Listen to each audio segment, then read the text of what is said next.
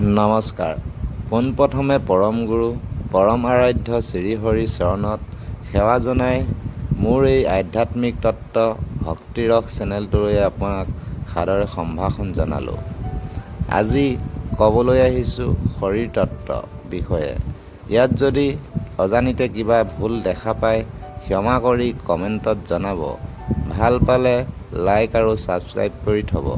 ধন্যবাদ। পুষ্পত গন্ধ, বিষ্ঠাত যিদৰে দুৰ্গন্ধ থাকে, ঠিক সেইদৰে দেহৰ ভিতৰতো পাপ আৰু পুণ্যৰ স্থান থকাটো স্বাভাৱিক। মানুহৰ স্থিৰ বুদ্ধি হ'লে তাৰ দ্বাৰা ঈশ্বৰক পায়, কুবুদ্ধি হ'লে তাৰ দ্বাৰা পাপৰ ফলে ঘোৰ নৰক যাতনা হয়। ব্ৰহ্মাণ্ডত 7 আৱৰণ আছে।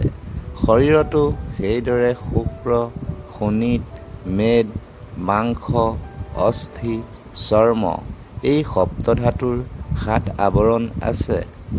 ঈশ্বৰৰ বিৰাট মূৰ্তিৰ নাসিকাত আকাশ, শিৰত সপ্তস্বৰ্গ, ঊৰ্ধ্বে 7 বৈকুণ্ঠ, অধৰত 7 পাতাল। এইদৰে ক্ষুদ্ৰ ব্ৰহ্মাণ্ড বা এই দেহতো সপ্তধাতুৰ 7 আৱৰণ আছে।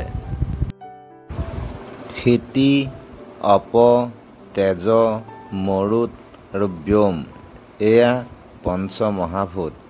এই পঞ্চমহাভূতৰ ক্ষিতিৰ পৰা অস্থি, মাংস, নখ, নোম আৰু ত্বক হৈছে।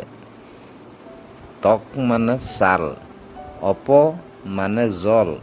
জলৰ পৰা শুক্ৰ, শোণিত, মজ্জা, মল আৰু মূত্ৰ এই 5টি জলৰ পৰা সৃষ্টি হৈছে।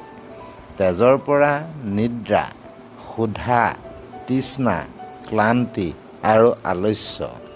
মৰুত অৰ্থাৎ বায়ুৰ পৰা ধাৰণ ক্ষমতা, চালন ক্ষমতা, ক্ষেপণ, সংকোচন আৰু প্ৰচালন মানে বাহিৰলৈ ঠেলা আৰু টানা। ব্যোম অৰ্থাৎ আকাশৰ পৰা কাম, ক্ৰোধ, লোভ, মোহ আৰু লজ্জা। এই পঞ্চভূতৰ সত্ত্বগুণৰ পৰা অন্তঃকৰণৰ উৎপত্তি। সেই অন্তঃকৰণৰ বৃত্তি 2 প্ৰকাৰৰ, যেনে মন আৰু বুদ্ধি। সংশয়াত্মিকা বৃত্তিৰ নাম হৈছে মন, নিশ্চয়াত্মিকা বৃত্তিৰ নাম হৈছে বুদ্ধি।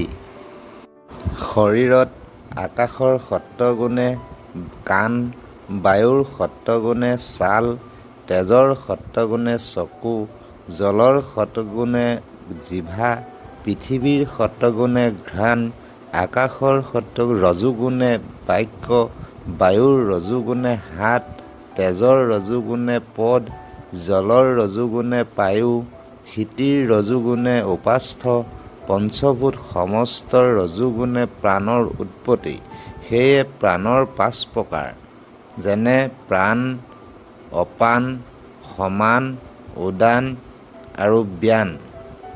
দশপ্ৰাণৰ এই পঞ্চপ্ৰাণ মূল। নাকত থকা বায়ুৱেই হৈছে প্ৰাণ বায়ু, পায়ুত থকা বায়ু হৈছে অপান, উদৰত থকা বায়ু হৈছে সমান, কৰ্ণত থকা বায়ু উদান, শৰীৰত ব্যাপি থকা বায়ুক ব্যান বা ধনঞ্জয় বায়ু বোলে। পঞ্চভূতৰ পৰা এইবিলাক সৃষ্টি হৈ সকলো লগ লাগি বসতি কৰাটোকে শৰীৰ বা দেহ বোলে। লিংগ শৰীৰ নামেও অভিহিত হয়। এই 24 তত্ত্ব জীৱ আৰু পৰমাত্মা সহ ষড়বিংশতি তত্ত্ব হয়। ইয়ে দেহ তত্ত্ব।